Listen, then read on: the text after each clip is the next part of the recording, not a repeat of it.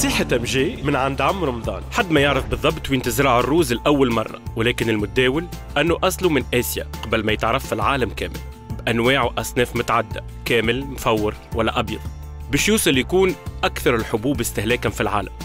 الروز مصدر للطاقة وفيه الفيتامينات B و H والبروتينات والمعادن كالحديد والمغنيسيوم اللي يساعد على تقوية الجهاز المناعي للإنسان، غني بالأحماض الأمينية ومضاد للأكسدة.